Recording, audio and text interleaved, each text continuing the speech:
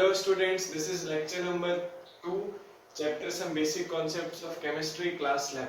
So last time हम लोगों ने देखा था कि chemical properties of matter क्या होती थी, उनको distribute हमने कैसे किया था और origin of chemistry क्या होता था, कहाँ से ये आया था.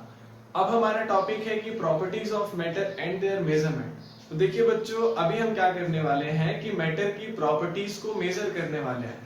अब इम्पोर्टेंट ये है कि हमको ये पता रहे सबसे पहले तो कि ये जो प्रॉपर्टीज है वो होती कितने टाइप्स की हैं.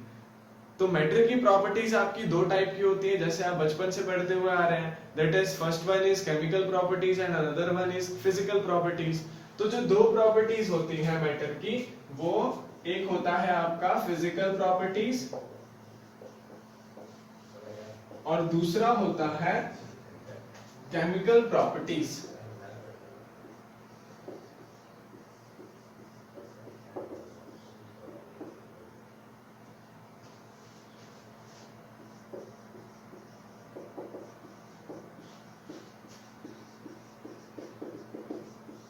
तो देखिए बच्चों, आपको थोड़ा सा रिवाइज करा दें. फिजिकल प्रॉपर्टीज आपकी आती थी फिजिकल चेंज से. जब अब कभी आपका फिजिकल चेंज होता है सो उस चेंज के दौरान होने वाली प्रॉपर्टीज को हम लोग कहते हैं फिजिकल प्रॉपर्टीज. और केमिकल प्रॉपर्टीज तब होती थी जब आप केमिकल चेंज को एक्सपीरियंस करते थे.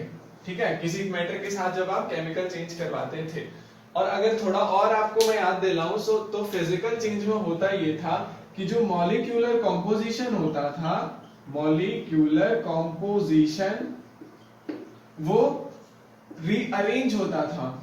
मतलब कि जो पहले मॉलिक्यूलर कॉम्पोजिशन होता था वही मॉलिक्यूलर कॉम्पोजिशन हमको फिजिकल चेंज होने के बाद भी वही हमको मिलता था, लेकिन जो उसके मॉलिक्यूल्स होते थे वो रीअरेंज हो जाते थे.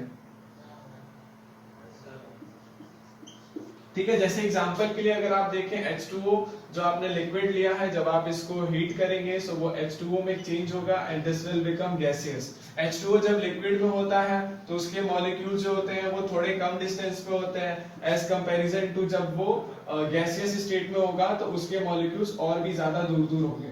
ठीक है, फैले हुए होंगे. क्या हो रहा था कि मॉलिक्यूल्स जो थे वो अरेंज तो हो जा रहे थे बट कंपोजिशन चेंज नहीं हो रहा था. पहले भी H2O सो बाद में भी H2O. इस तरह की प्रॉपर्टीज को हम लोग कहते थे फिजिकल प्रॉपर्टीज. बट वही अगर आप केमिकल प्रॉपर्टीज में लेते हैं, एग्जांपल के लिए जैसे आपने H2 और O2 का रिएक्शन करवाया दोनों को गैसियस में, तो दोनों में क्या होगा कि ये दोनों रिएक्ट करके आपस में H2O liquid that is water उसको फॉर्म करेंगे. पहले कॉम्पोजिशन था H2 एंड O2. ठीक है, और वो भी दो अलग अलग सब्सटेंसेस थे, बट फाइनली आपका जो प्रोडक्ट बना उसमें H2O act as a liquid and its composition is totally different from H2 plus O2.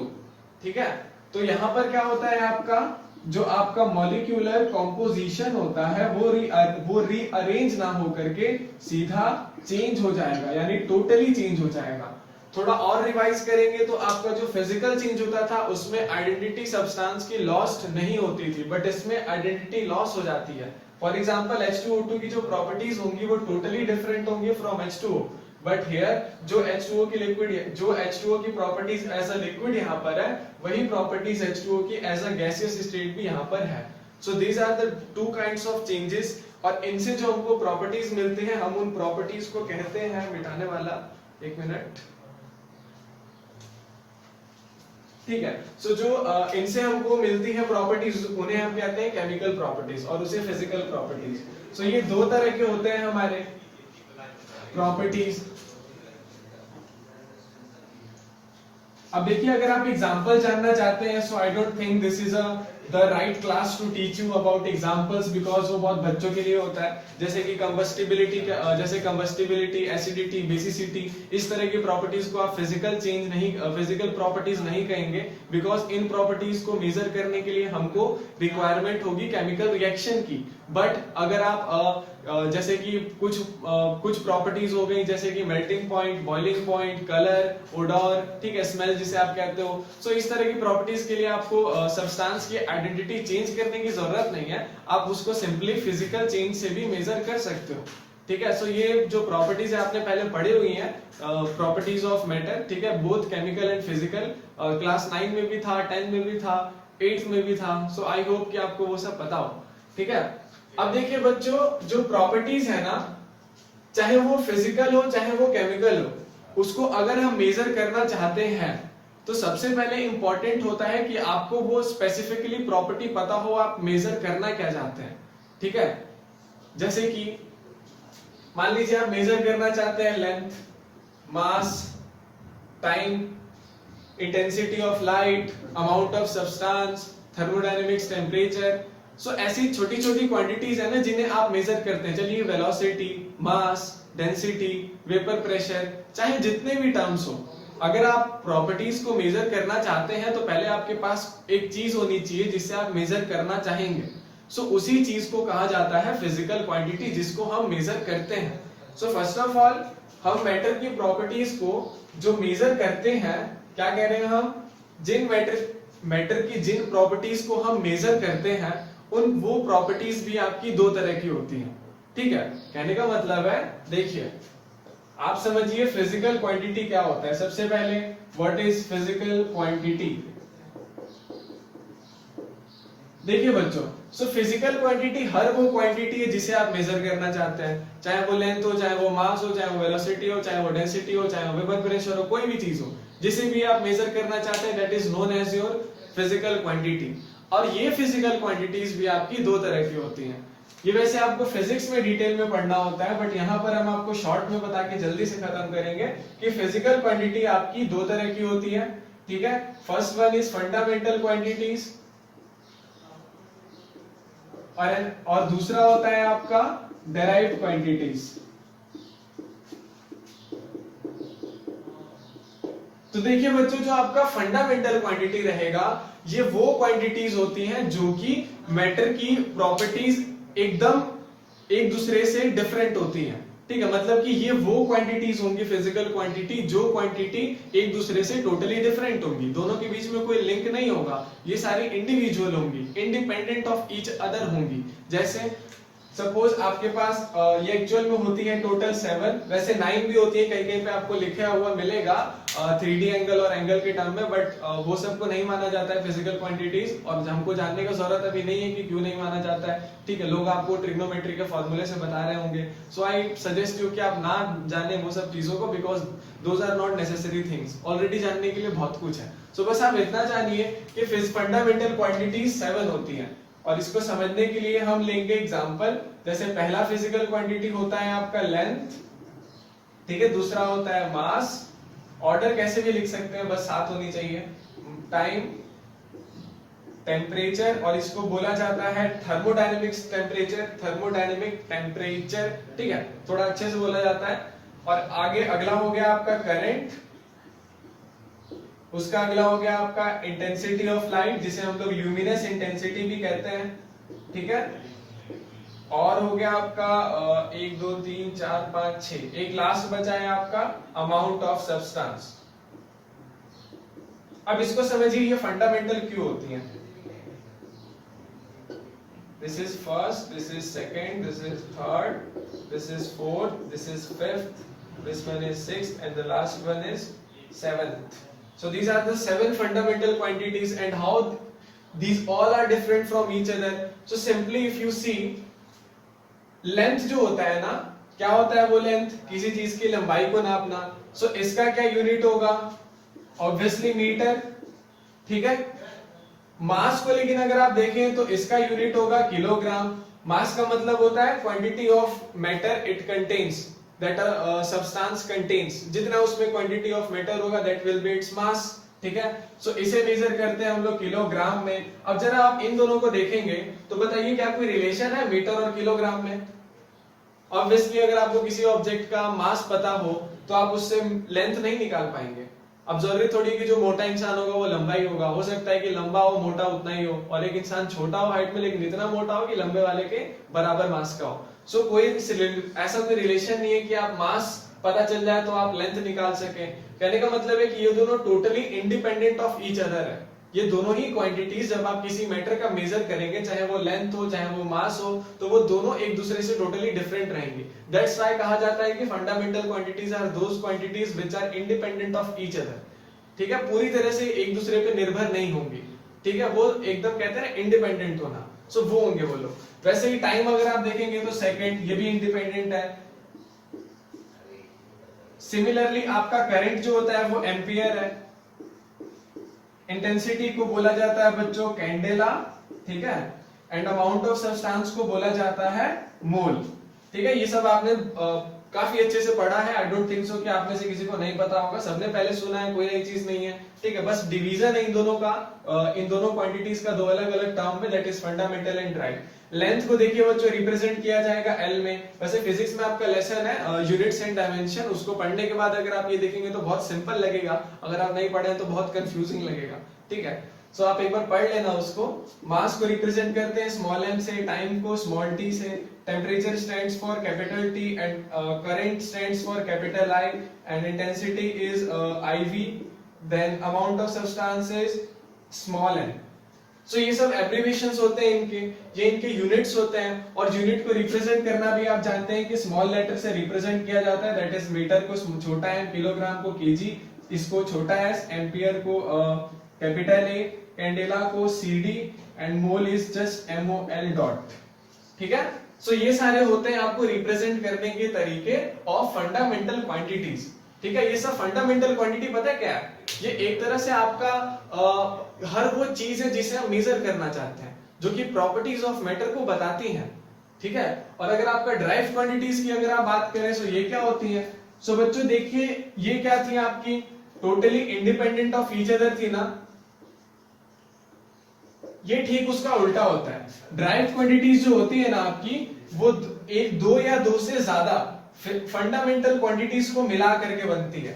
जैसे अगर आप देखें लेंथ और टाइम को मिला करके कौन सा क्वांटिटी बनेगा, खुद ही बताइए। वेलोसिटी बनता है ना, वेलोसिटी क्या होता है? Distance upon time, that is metre upon time यानी कि second, that is unit is ms minus 1।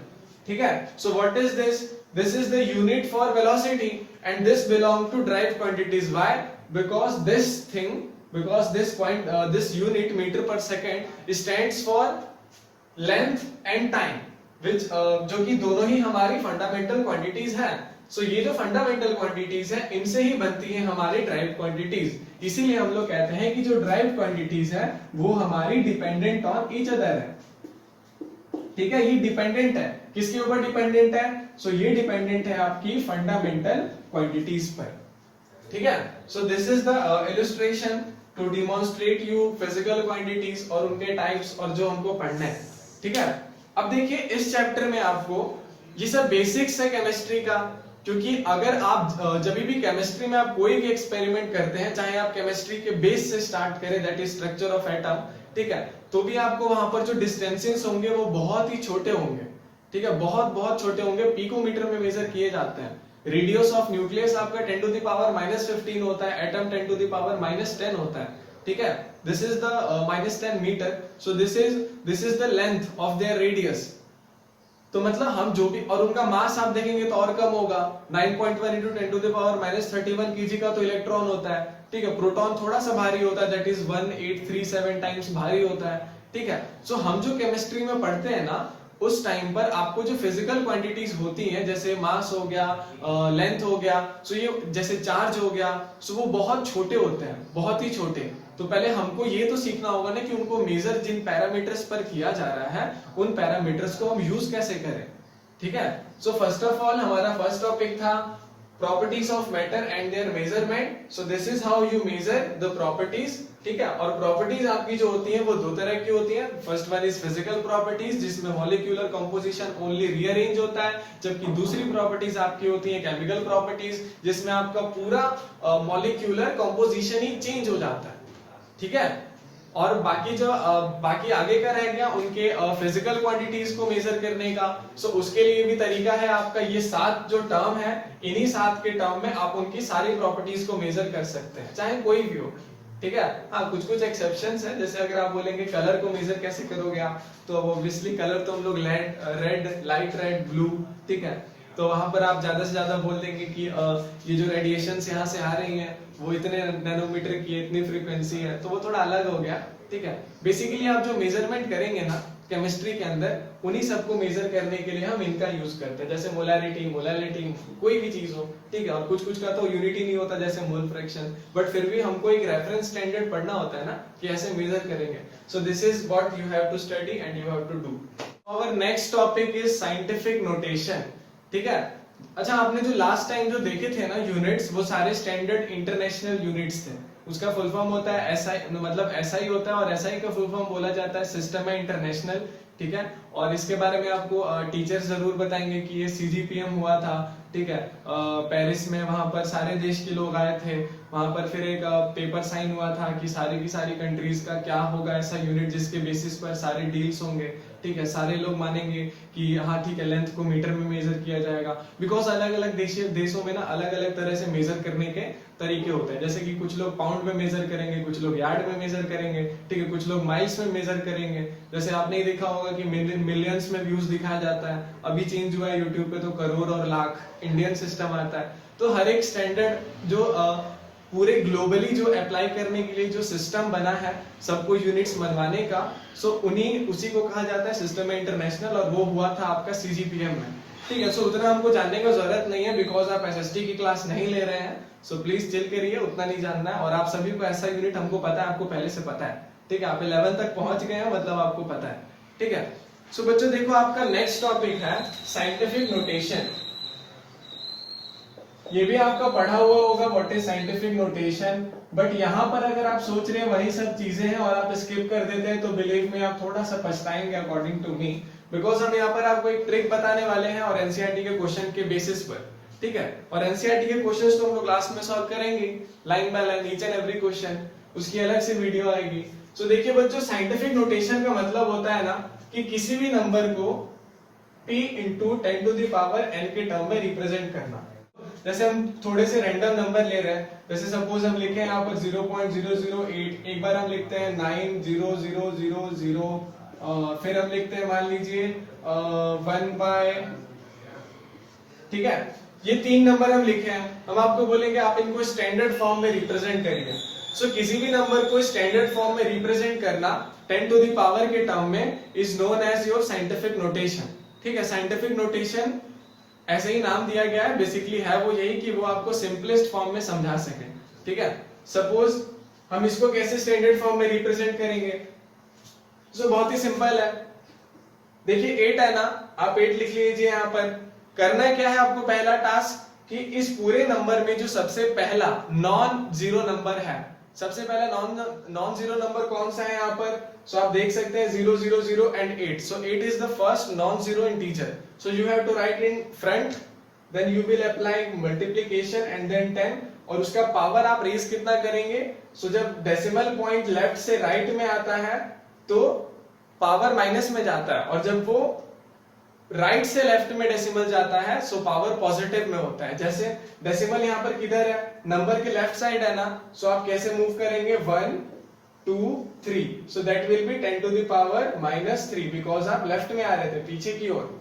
ठीक है, एंड यहाँ पर क्या है देखिए बच्चों, डेसिमल अगर कहीं नहीं है तो इसका मतलब है लास्ट में तो कह ही सकते हैं आप होगा। सो इसे आप कैसे लिखेंगे, पहला नॉन जीरो इंटीजर 9 यहाँ पर, डेसिमल यहाँ पर है। ठीक है, हमको चाहिए यहाँ पर, क्योंकि एक ही इंटीजर आपको आगे लिखना होता है। ठीक है, सो यहाँ पर 9 इंटू 10 टू द पावर, अब डेसिमल देखिए राइट से लेफ्ट जा रहा है। ठीक है, कितने बार गया, so 1 2 3 4, so that will be 10 to the power 4। उसी तरह से बच्चों अगर आप इसे सिंप्लीफाई करेंगे तो ये कैसे बनेगा, 1 इंटू 10 टू द पावर, ये कितना होता है 10 टू द पावर 3, ऊपर जाता है तो नेगेटिव हो जाता है। So this is 1 into 10 to the power minus 3। अब मान लीजिए आपको नंबर्स दिए हुए हैं जैसे कि 0.319। ठीक है, हम बोलते हैं आप इसको स्टैंडर्ड फॉर्म में शो करिए, कैसे करेंगे, तो देखिए पहला नॉन जीरो इंटीजर कौन सा है, राइट से 3 है पहला, सो आपने यहाँ पर 3 लिख दिया। डेसिमल अपने मन से लगा लीजिए, क्योंकि पहला वाला नंबर जो है ना, एक्चुअली यहाँ पर 1 नहीं आएगा आपका, 10 कह सकते हैं यहाँ पर, 10 से छोटा होना चाहिए और बड़ा होना चाहिए 0 से। ठीक है, एक्चुअली 0 भी नहीं, 1 ही कहा जाएगा, 1। समझिएगा आप, कहने का मतलब है कि जो फर्स्ट है ना, ये P पता है क्या होना चाहिए, P होना चाहिए फर्स्ट नॉन जीरो इंटीजर, ठीक है, फर्स्ट नॉन जीरो इंटीजर को ही p बोला जाएगा, ठीक है। ऐसा कोई रूल वैसे नहीं होता, आपको नहीं लिखा हुआ मिलेगा, तो आप इसको क्लियर कर लेना, वो फर्स्ट नॉन जीरो डिजिट होता है, ठीक है। कोई फर्क नहीं पड़ता 1 हो 2 हो 3 हो 4 हो 5 हो 6 हो 7 हो 8 हो, बस 9 तक तो ठीक है, बट 10 मत लिख देना बिकॉज वो डबल डिजिट हो जाएगा, ठीक है। यहाँ पर बस फर्स्ट नॉन जीरो डिजिट जो होगा, नॉन जीरो इंटीजर कंपलसरी है कि वो सिंगल नंबर हो, ठीक है। जैसे 1 2 3 4 5 6 7 8 9, यानी कि 1 से लेके 9 तक हो सकता है, ठीक है, 1 से लेके 9 तक हो सकता है, बट 10 मत कर देना, डबल डिजिट मत कर देना, बस यही कंडीशन है। सो यहाँ पर क्या हो गया 3.19 इंटू 10 टू द पावर, खुद ही जान जाएंगे कहां जा रहे हैं हम लोग, राइट की तरफ ना, यानी 10 टू द पावर -1, ठीक है। So this is how you represent a scientific notation, basic knowledge बहुत ही। अब देखिए बच्चों, हम आपसे ना ऐसे छोटे छोटे क्वेश्चन नहीं पूछने वाले, हम क्या मतलब बुक आपसे ऐसे छोटे छोटे क्वेश्चन आसान वाले नहीं पूछेगा, वो आपको सीधा देगा कन्वर्जन, और आपको इसे एक टेबल याद करने को कहेगा जो कि काफी बड़ा होगा, ठीक है। आपको बुक में एक टेबल दिया गया होगा जिसमें प्रीफिक्सेस वाला टेबल होगा कि 10 टू द पावर, जैसे कि 10 टू द पावर 1 को बोलते हैं डेकास, 10 टू द पावर -1 को बोलते हैं डेसी।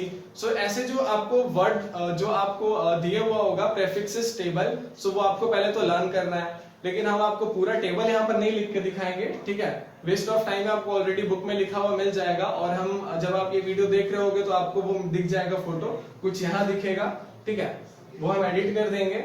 सो आपको वो टेबल याद करना है अच्छे से, ठीक है। उसके बाद आपको हम कुछ ट्रिक्स सिखाएंगे जिससे कि आप कन्वर्जन के क्वेश्चंस को कर पाएंगे, ठीक है। सो देखिए बच्चों, हम आपको एक छोटा सा इलस्ट्रेशन देते हैं छोटी छोटी चीजों को याद करने का तरीका।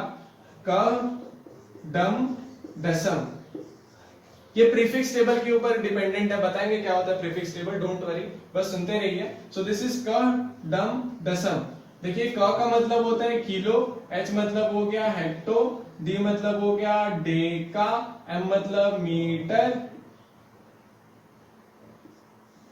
डी मतलब हो गया आपका डेसी, सी मतलब हो गया सेंटी, और एम मतलब हो गया मिली, ठीक है।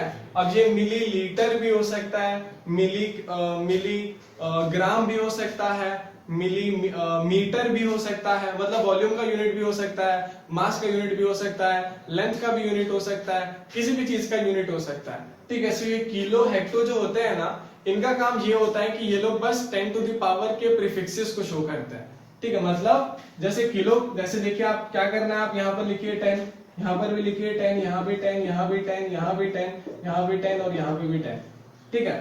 मीटर आपका होगा 10 टू द पावर 0, नीचे डेसी है ना, देखिए ये ट्रिक है, इसको बस आप रटते रहिए। फिलहाल मीटर है 10 टू द पावर 0 मान लीजिए आप इसको, डेसी जो है ना इसको स्टार मान लीजिए, ये कोई यूनिट नहीं है, ठीक है। मीटर हम ऐसे ही लिखे हैं, एक रेफरेंस स्टैंडर्ड है, यहां से शुरू होता है प्रीफिक्स का खेल, this is not your prefix. So what is this, this is deci. So deci है तो 10 टू द पावर -1, सेंटी है तो 10 टू द पावर -2, मिली है तो 10 टू द पावर -3। अब यहां से पावर इंक्रीज करना शुरू करिए, 0 से 1, 1 से 2, 2 से 3, ठीक है। सो ये हम एक छोटा सा अपना प्रीफिक्स टेबल बनाया है, ठीक है। हम आपको बताते हैं इसका यूज क्या है, फायदा क्या होता है। सपोज करिए हम कह रहे हैं ना कि आप बताइए 1 सेंटीमीटर में कितने होंगे किलोमीटर्स, ठीक है, आपको ये बताना है। तो अब आप इसको अपने यूनिटरी मेथड से करेंगे, ठीक है, लेकिन वैसे में टाइम बहुत ज्यादा लग जाता है। मान लीजिए अगर हम इसको और कंफ्यूजिंग कर दें कि बताइए कितने किलोमीटर होंगे 1 सेंटीमीटर में, और हम अच्छा 1 सेंटीमीटर की जगह ले लेते हैं, मान लीजिए हम 2.1 सेंटीमीटर में कितने किलोमीटर होंगे, और हम पूछ रहे हैं उसी के साथ साथ कि कितने डेकामीटर होंगे। ये है कि सबसे पहले आप क्या करेंगे, जैसे कि आपको पहले निकालना है 2.1 सेंटीमीटर में कितना किलोमीटर, तो आप यहाँ पर लिखेंगे 2.1 centimetre is equal to x times kilometre, ठीक है, फर्स्ट स्टेप हो गया। उसके बाद आप क्या करेंगे, यहाँ पर आप लिखेंगे 2.1, देखिए आप इसको समझिए ना कि ये जो सेंटीमीटर है ना वो कोई वेरिएबल है, और इसको भी समझिए किलोमीटर को ये कोई वेरिएबल है, सिंगल वेरिएबल, ठीक है। सो क्या होगा, 2 क्रॉस मल्टीप्लीकेशन अगर आप लगाएंगे सो x नीचे आ जाएगा, ठीक है, सेंटीमीटर किलोमीटर के नीचे चला जाएगा, ठीक है। फिर आपको क्या करना है, 2.1 upon x is equal to, kilometre का प्रीफिक्स यहां से आप देख लीजिए 10 टू द पावर 3, सो आप यहां पर लिखेंगे किलोमीटर की जगह, एक्चुअली आपको शायद दिख नहीं रहा होगा, हम यहां लिख देते हैं। सो देखिए क्या करेंगे आप, 2.1 upon x is equal to, kilometre की जगह किलोमीटर का prefix that is 10 to the power 3 divided by x, x क्या है आपका, सो x तो वही है, सेंटीमीटर का देखिए कितना है प्रीफिक्स, सो वो है आपका 10 टू द पावर -2, ठीक है। आप इसको फर्दर सॉल्व करेंगे तो आपका x आ जाएगा 2.1 अपॉन 10 टू द पावर 5, ठीक है, इज इक्वल टू x। तो इससे पता चला कि आपका जो x का वैल्यू होगा, आपका जो x का वैल्यू होगा वो होगा 2.1 इंटू 10 टू द पावर -5, ठीक है। और फिर आप इस x के वैल्यू को लिख सकते हैं यहां पर, यानी आपका कितना यहां पर वैल्यू क्या आएगा, क्वेश्चन मार्क की जगह 2.1 into 10 to the power -5। Simple equation बनाने आया, ये छोटा सा ट्रिक है, ठीक। अब देखिए जैसे हम बताना, अब आपको बताना है कि कितना डेकामीटर होगा, ठीक है। तो फिर से आप चाहे तो इन दोनों को चूज कर ले या फिर इन दोनों को चूज कर ले, ठीक है। वैसे तो अच्छा रहेगा इन्हीं दोनों को चूज करना, बट चलिए हम आपके लिए थोड़ा डिफिकल्ट वे में अप्लाई करते हैं, सो इन दोनों को हम लोग चूज करेंगे, ठीक है। फिर से क्या लिखेंगे हम लोग सेकेंड पार्ट के लिए, 2.1 into 10 to the power -5 kilometre is equal to x times, x तो मान चुके थे तो अब की बार मानिए कि y डेका मीटर, ठीक है। आप इसको लिख सकते हैं कैपिटल D एंड M, ठीक है, डेका मीटर। अब क्या होगा, फिर से भाई इसको मान लेंगे वेरिएबल, इसे भी मान लेंगे variable, so this will be 2.1 into 10 to the power -5 divided by y is equal to dm upon km, deca metre upon kilometre. फिर नेक्स्ट स्टेप में क्या करना होता है हमको, सभी के प्रीफिक्सेस को उनके वहां पर रखिए, यानी कि 2.1 into 10 to the power -5 divided by y is equal to, decametre का देखिए क्या था आपका प्रीफिक्स 10 टू द पावर 1, यानी कि सिर्फ 10, किलोमीटर का प्रीफिक्स है 10 टू द पावर 3, सो यहां पर भी 3, और इसको आप जब सॉल्व करेंगे तो आपका वैल्यू आ जाएगा 3 के ऊपर -2, यानी कि 2.1 into 10 to the power -5 divided by 10 to the power -2 is equal to 5। Further solve करेंगे तो आपका वैल्यू आ जाएगा y is equal to 2.1 into 10 to the power -3। अब देखिए y आ गया, अब y की जगह पे आप यहाँ पे क्या लिख सकते हैं, सो 2.1 इंटू 10 टू द पावर -3। समझ में आया। सो ये छोटा सा ट्रिक होता है कि आप यूनिटरी मेथड लगाए बिना भी सॉल्व कर सकते हैं with the help of algebra, ठीक है। So this is the trick, आपको जानना चाहिए था। अब आप एनसीईआरटी के क्वेश्चंस लगाना ट्राई कर सकते हैं जो कि इस पर बेस्ड होंगे, एंड आई होप कि वो सारे क्वेश्चंस आपको आपके इस मेथड से सॉल्व हो जाएंगे। वैसे नहीं भी होंगे तो हम आपको वीडियो मिल ही जाएगी जहां पर हम इसी मेथड से सॉल्व करके दिखाएंगे। So don't worry, being patient. आगे बढ़ते हैं हम लोग, और नेक्स्ट टॉपिक है हमारा सिग्निफिकेंट फिगर्स। सो हेडिंग डालना है अब हमको सिग्निफिकेंट फिगर्स। सिग्निफिकेंट फिगर्स का मतलब हुआ the number of significant figures in a measurement is the number of figures that are known with certainty plus one that is uncertain beginning with the first non-zero digit। तो देखिए बच्चों, ये चीज जो है ना, डेफिनेशन, सिर्फ डेफिनेशन से आप कभी नहीं समझ सकते कि सिग्निफिकेंट फिगर्स होता क्या है, ठीक है। बट आपको हम एक सिंपल वर्ड में बताएंगे, एक छोटा सा नजरिया देंगे, विजन देंगे, जिससे कि आप फील कर पाए कि होता क्या है।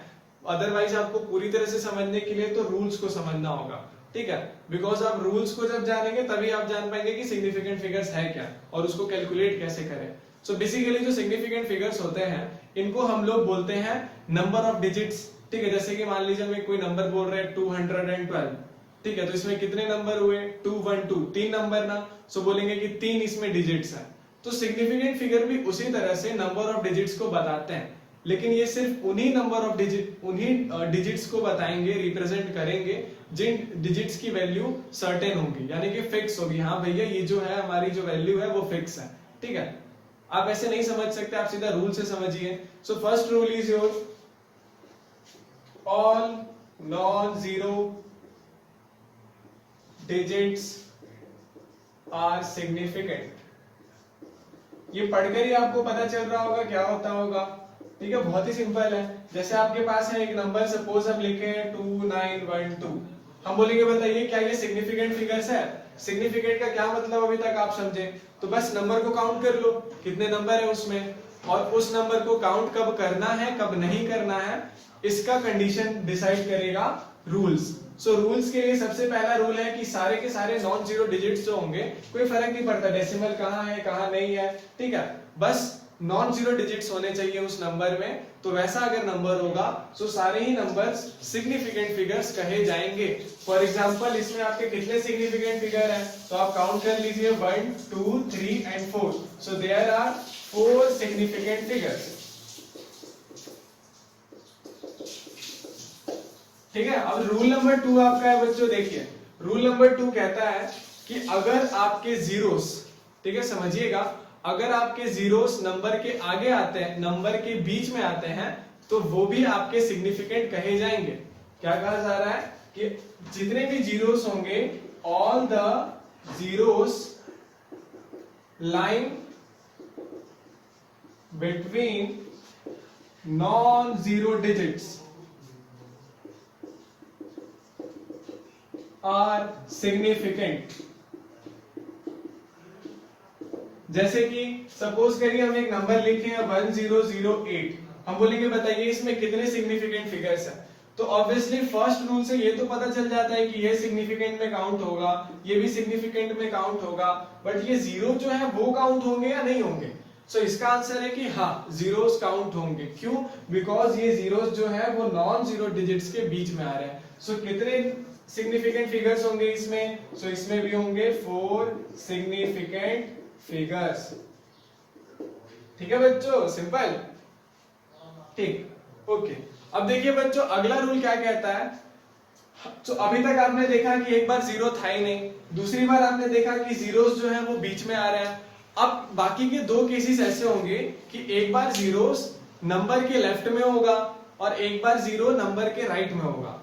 ठीक है, सो देखिए बच्चों थर्ड रूल क्या कहता है कि if the zeros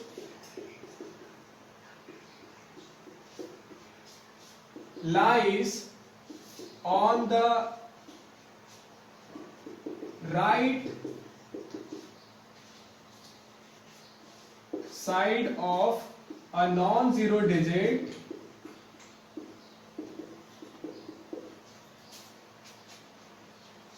then it is not significant, irrespective of decimal। समझे?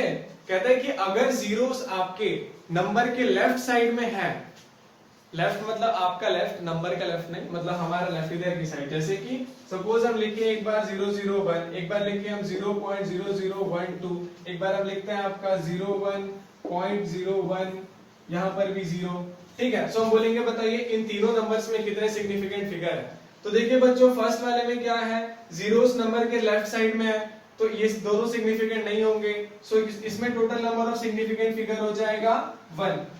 इसमें देखिए बच्चों जीरोस कैसा है, सो जीरोस आपका लेफ्ट साइड में है लेकिन डेसिमल भी है। सो रूल क्या कहता है कि डेसिमल इररिस्पेक्टिव ऑफ डेसिमल, यानी कि हमको डेसिमल से फर्क नहीं पड़ना चाहिए, डेसिमल यहाँ पे कोई मैटर नहीं करेगा, आखिर है तो लेफ्ट साइड में ना।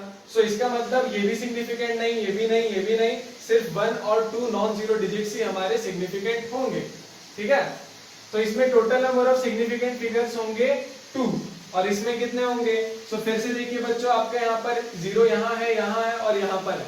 ये जीरो तो आपका दो नॉन जीरो डिजिट्स के बीच में है, बट ये दोनों जो जीरोस हैं वो नॉन जीरो डिजिट्स के बीच में नहीं है, वो बस लेफ्ट साइड में है, इसके आगे कोई नंबर नहीं है। सो ये तो सिग्निफिकेंट होगा according to rule number 2, but ये सिग्निफिकेंट फिगर्स नहीं होंगे according to rule number 3। So समझ में थोड़ा थोड़ा आ रहा है सिग्निफिकेंट फिगर्स किसे हम लोग कह रहे हैं। ठीक है, सिंपल। तो यानी कि इसमें total number of significant figure होगा ओनली 3। ठीक है, अब चलिए बच्चों फोर्थ रूल की ओर बढ़ते हैं।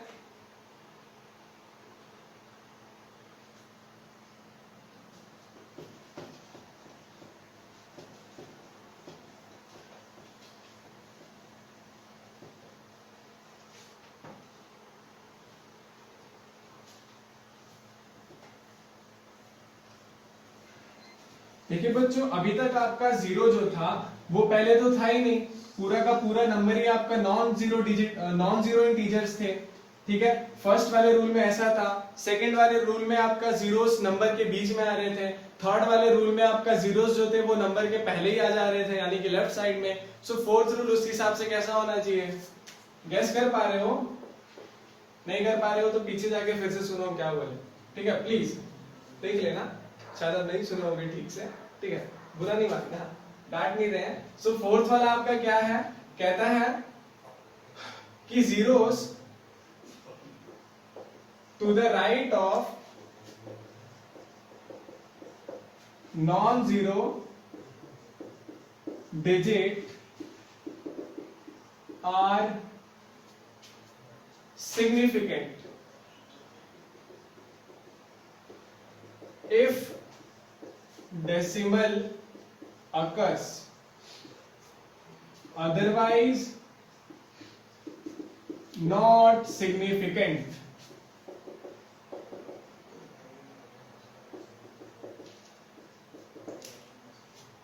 जैसे सपोज करिए एक नंबर है हमारे पास, सबके बाद हम लिए हैं 102.00100। एक बार हम लिखते हैं आपका नंबर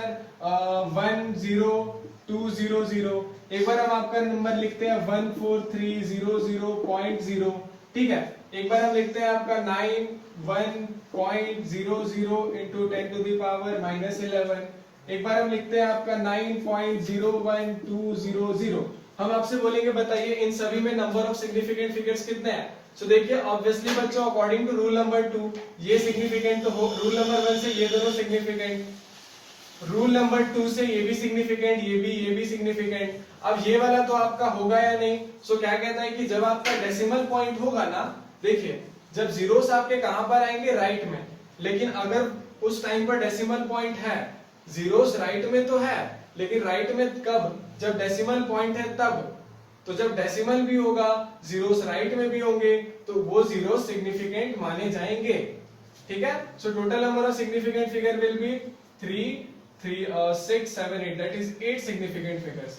सिमिलरली इस वाले में देखिए आपका डेसिमल है ही नहीं, सो जब डेसिमल नहीं है, सिर्फ जीरोस आपके डायरेक्टली राइट साइड में है, सो इसका मतलब क्या हुआ कि ऑब्वियसली आपका जो जीरो है वो सिग्निफिकेंट नहीं होगा। सो ये इसमें कितने सिग्निफिकेंट फिगर्स हैं? 1, 2, 3। So there are total 3 significant figures in this number. Similarly 143,000 में आपका डेसिमल भी है, जीरो भी है, सो यहाँ पर कितने सिग्निफिकेंट फिगर्स है? 6। उसी तरह से इसमें कितने सिग्निफिकेंट फिगर होंगे? देखिए बच्चों, एक्सपोनेंट से सिग्निफिकेंट फिगर का कोई लेना देना नहीं होता, हम सिर्फ नंबर को देखते हैं। ठीक है, सो नंबर में डेसिमल भी है, जीरो भी है, so there are 4 significant figures, और उसी तरह से यहाँ पर आपका हो जाएगा 6 सिग्निफिकेंट फिगर्स। ठीक है, और इसका डेफिनेशन आपको ऊपर लिखा हुआ है, जो आपको रटना है। सिर्फ डेफिनेशन से तो आप नहीं समझ सकते सिग्निफिकेंट फिगर क्या होता है, बट आप रूल से समझ सकते हैं। ठीक है, और इसको समझने का एक तरीका और भी होता है कि कहा जाता है ना कि जैसे मान लीजिए आपके पास स्केल है, ठीक है, अगर हम आपको बोले कि स्केल से आप मेजर करिए सेल का लेंथ, तो क्या आप कभी कर पाएंगे?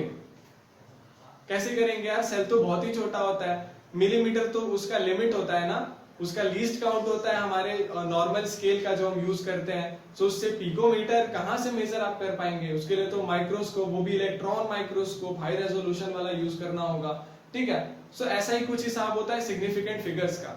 जैसे कि स्केल के लिए सिग्निफिकेंट क्या होंगे? जब तक आप मीटर मेजर कर, जब तक आप सेंटीमीटर मेजर कर रहे हैं सिग्निफिकेंट है। 1.1 सेंटीमीटर मेजर कर रहे हैं, यानी कि 1 centimetre and 1 millimetre, this is also significant.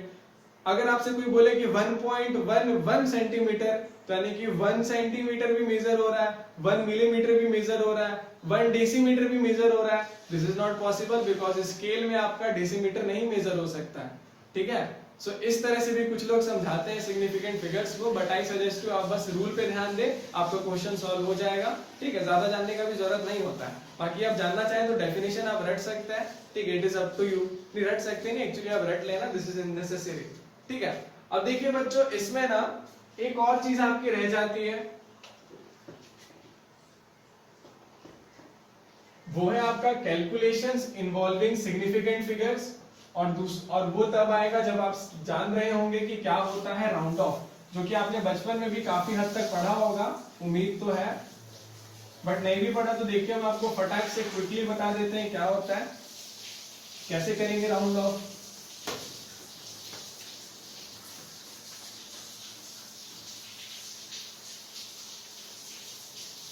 तो देखिए बच्चों, राउंड ऑफ का तरीका 3 होता है, मतलब 3 रूल्स होते हैं। तो चलिए रूल्स को हम वर्ड में लेकर टाइम वेस्ट नहीं करते हैं, आपको सीधा आपको राउंड ऑफ करना बताते हैं एग्जांपल लेके। ठीक है, आप बस सुन लेना, रिवाइज भी हो जाएगा, नहीं भी लिखोगे याद हो जाएगा, बहुत ही सिंपल है।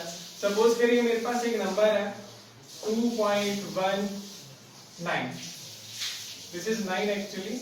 एक बार हम लिख रहे हैं 2.14, एक बार हम लिख रहे हैं 2.15, एक बार हम लिख रहे हैं 2.25। ये 4 नंबर को राउंड ऑफ अगर आपको करने आता है तो आप ये वीडियो स्किप कर सकते हैं, क्योंकि इसका मतलब है कि आप राउंड ऑफ जानते हैं और यहाँ पर कुछ स्पेशल आपको सीखना नहीं है, वही चीज आप पर भी आएगी। तो देखिए बच्चों, जैसे 2.19 है ना, सो फर्स्ट रूल कहता है कि अगर आपका जो लास्ट नंबर है वो 5 से बड़ा है तो राउंड ऑफ करते वक्त ये वाला नंबर हट जाएगा और इसको आप एक इंक्रीज कर दोगे, दैट मींस 2.20। 9 चेंज हो गया 0 में, 1 चेंज हो गया 2 में, because 9 is greater than 5। First rule समझ आया। सेकंड रूल क्या कहता है कि जब ये 5 से छोटा होगा तो लेफ्ट साइड वाला डिजिट को छोड़ देंगे, वैसे ही 1 इंक्रीज नहीं करेंगे जैसे कि यहाँ पर किए थे, तो आप इसको लिखेंगे 2.10 या फिर सिंपली 2.1। ठीक है। थर्ड रूल आपका देखिए यहाँ पर कहता है कि मान लीजिए जब लास्ट वाला डिजिट ना ही 5 से बड़ा है ना ही 5 से छोटा है, वो सिर्फ 5 है, तब क्या करेंगे, बहुत ही सिंपल है। अगर उसके बगल वाला ना ऑड नंबर है तो वो 1 इंक्रीज हो जाएगा, अगर वो इवन नंबर है तो वो इंक्रीज नहीं होगा, वो वैसे ही रह जाएगा। फॉर एग्जाम्पल देखिए यहाँ पर 5 है, सो अगर ये 5 है और ये 1 है, so this will be converted into 2.20। क्यों? क्योंकि ये ऑड नंबर था, लेकिन यहाँ पर 2 इज एन इवन नंबर, तो यहाँ पर राउंड ऑफ करते वक्त आपका 2.20 ही रह जाएगा। This is how you do round of.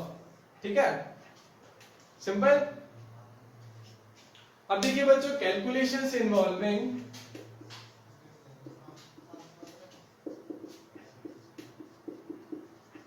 Significant figures. अब ये क्वेश्चंस एग्जाम में कैसे आएंगे, कैसे सॉल्व करना होगा। ठीक है, तो देखिए बच्चों, इसमें 2 ही रूल होते हैं सिग्निफिकेंट फिगर के बेसिस पे कैलकुलेशन करना। एक रूल लगेगा आपका एडिशन एंड सब्ट्रैक्शन पे, और एक रूल आपका लगेगा मल्टीप्लिकेशन एंड डिवीजन पे। इन दोनों का ही सेपरेट रूल्स है, सेम टू सेम रूल नहीं है, दोनों का डिफरेंट है। जैसे एडिशन और सब्ट्रैक्शन का क्या रूल कहता है, तो एक एग्जांपल लेते हैं सीधा। जैसे हम आपको ऐड करने के लिए बोले हैं 2.10, आपको ऐड करना है इसमें 3.2। हम आपसे बोलेंगे आप इसको क्या करना है, आपको इसको ऐड करना है, और अकॉर्डिंग टू सिग्निफिकेंट फिगर्स के रूल्स को ध्यान में रखते हुए। ठीक है, सो सिग्निफिकेंट का रूल एडिशन और सब्ट्रैक्शन पे ये कहता है कि जो फाइनल आंसर होगा ना, final answer should be reported as least number of digits after decimal place. ठीक है, समझिएगा, जैसे यहाँ पर डेसिमल के बाद कितने हैं, 2 डिजिट्स है, यहाँ डेसिमल के बाद कितने हैं, 1 डिजिट है। सो कम कौन होता है, 2 डिजिट और 1 डिजिट में, ऑब्वियसली 1 डिजिट होता है कम। सो यहाँ पर जब आप एडिशन एंड सब्ट्रैक्शन करेंगे, सो आपका जो फाइनल आंसर होगा उसमें भी डेसिमल के बाद 1 ही डिजिट होना चाहिए, ना कि 2 डिजिट होना चाहिए। अच्छा, इसको हम थोड़ा टफ कर देते हैं, यहाँ पर 1 ले लेते हैं। ठीक है, तो देखिए पहले आप सिंपल ऐड कैसे करेंगे, 2.11 ऐड करेंगे, इसमें 3.2 कुछ नहीं है तो छोड़ दीजिए, 1 कुछ नहीं होता है तो 0 होता है, 1 plus 0 that is 0, 1, 2 plus 1 3 point and 3 and 2 is 5, so answer is 5.31। लेकिन सिग्निफिकेंट फिगर क्या कहता है कि डेसिमल के बाद उतने ही डिजिट होने चाहिए जितने की लीस्ट नंबर ऑफ डिजिट्स हैं हमारे गिवन ऐड होने वाले नंबर्स में। सो यहाँ पर क्या हो रहा था, यहाँ पर 2.11 था, यहाँ 3.2 था, सो फाइनल नंबर में डेसिमल के बाद 1 डिजिट होना चाहिए। सो इसका आंसर हो जाएगा, आपको राउंड ऑफ करना होगा, ये 5 से छोटा है, so final answer will be 5.3 having only 1 digit after the decimal place as 3.2 has. ठीक है, उसी तरह से मल्टीप्लिकेशन डिवीजन का थोड़ा डिफरेंट रूल है। इसमें कहता है कि जो फाइनल आंसर होगा ना, फाइनल आंसर में should be reported as least number of significant figures. बहुत ही सिंपल है, जैसे आपको मल्टीप्लाई करने के लिए दिया गया है 2.1 मल्टीप्लाई बाय 3.41, ठीक है, ये मल्टीप्लाई करने के लिए दिया गया।